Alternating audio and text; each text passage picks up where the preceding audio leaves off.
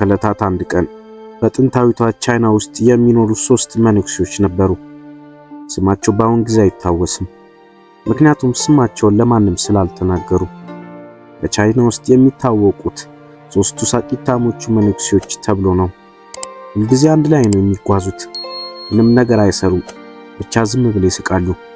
አንድ ቀን የሆነ መንደር ውስጥ ይገቡና ዋና አደባባይ ላይ ቆመው ዝም ብለው ይስቃሉ።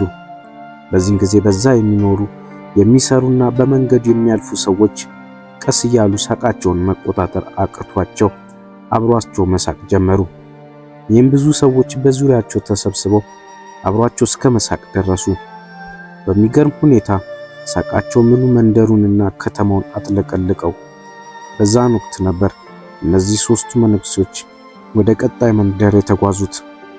ሳቃቸው የማመስገኛቸው ብቸኛ መንገድ ነው። ከማንም ሰው ጋር አያወሩም። እነሱ የሚያደርጉት ሳቅ መፍጠር ብቻ ነው። በመላው ቻይና ይወደዳሉ፣ ይከበራሉ። ህዝቡ ከዚህ በፊትም ሆነ በኋላ እንደዚህ አይነት መነኩሴዎች አጋጥሟቸው አያውቅም። ሲታዩ ፈጣሪ በሰጣቸው የመኖር ዕድል እርስ በርስ ተግባብተው የሚስቁ ይመስላሉ። ሳቃቸው የሆነ የሚያስቅ ነገር እንደተነገራቸው አይነትም ይመስላሉ። እናም ለብዙ ዓመታትም ብዙ መንደሮችና ከተሞች እየተጓዙ ይስቁ ነበር።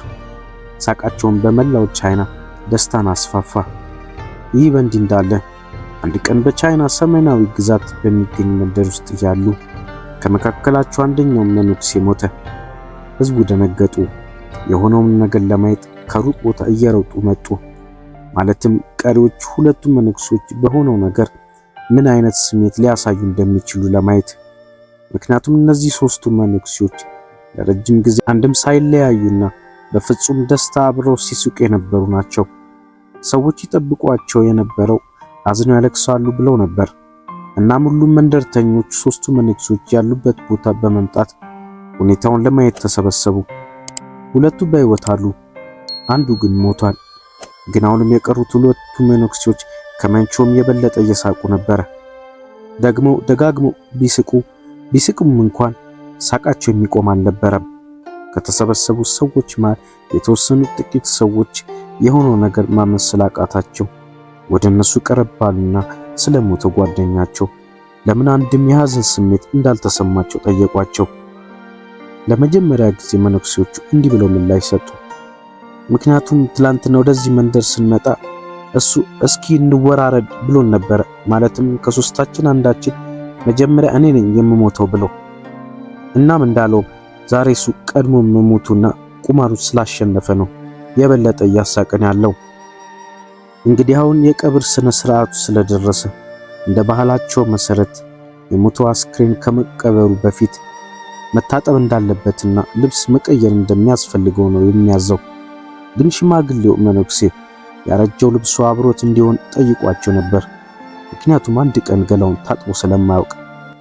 እናም የመነኩሴው ሽማግሌ አስክሬን ሲሞት ከለበሰው ልብስ ጋር አብሮ ተቀበረ። የተሰበሰቡት ሰዎች ከ2ቱ መነኩሴዎች ጋር አብረው መሳቅ ጀመሩ። ያያችሁ በህይወት ውስጥ ምናልባት ወደዚህ ምድር የመጣነው ሐዘን ውስጥ ተወሽቀን እንድንኖር ላይሆን ይችላል። ማለትም ስለሆነ ሁሉ በደስታ ተቀብለንና አመስግነን በደስታ እንድንኖር ሊሆን ይችላል።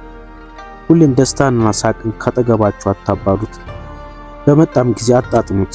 ስለዚህ እናንተም በቀጣይ ህይወታችሁ ችግር በገጠማችሁ ጊዜ ራሳችሁን በመስታወት ተመልከቱና ፈገግ በማለት ችግራችሁን አባሩት። ምክንያቱም የመኖራችሁ ምክንያት የእናንተ ደስታ ስለሆነ።